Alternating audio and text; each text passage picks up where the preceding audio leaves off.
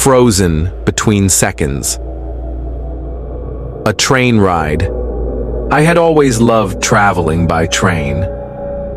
There's something comforting about the steady hum of the wheels, the blurred landscapes flashing past the windows, the soft rocking that lulls you into a dreamlike state.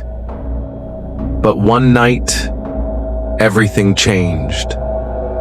I boarded the midnight train heading out of town, an old route that barely anyone used anymore. The station was empty. The air smelled like rust and rain.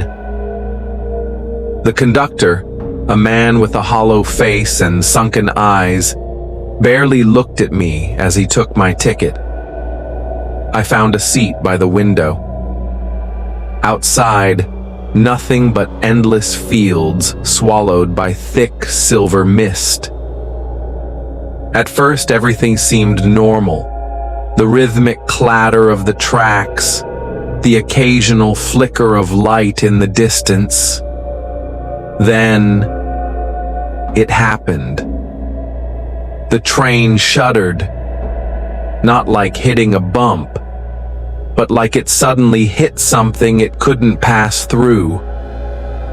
The lights blinked out for a moment, plunging everything into a deep, vibrating darkness. When they flickered back on, the train was still. Silent. No movement. No sound. I looked around. The other passengers, the few who had boarded with me, were frozen. Not sleeping. Not resting. Frozen. One man halfway through sipping his coffee. A woman blinking mid-blink. A child mid-laughter. Mouth open but silent. I stood up slowly. The mist outside the window had thickened, curling like living smoke against the glass. And then I saw it. A door. Standing alone in the field. No walls. No house. Just a door, bathed in a sickly pulsating light. And somehow I knew it was meant for me. I tried to sit back down, pretend I hadn't seen it. But the train door creaked open on its own. A cold wind rushed in, carrying a faint, almost human whisper. Step through. My feet moved before my mind did. Down the aisle, through the open train door, into the mist. The ground crunched under my shoes. Frozen grass. The air was thick, pressing against my skin.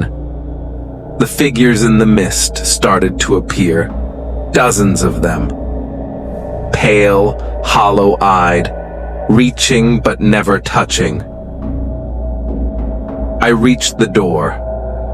On it, written in a language I didn't recognize, was a single word that somehow burned into my mind.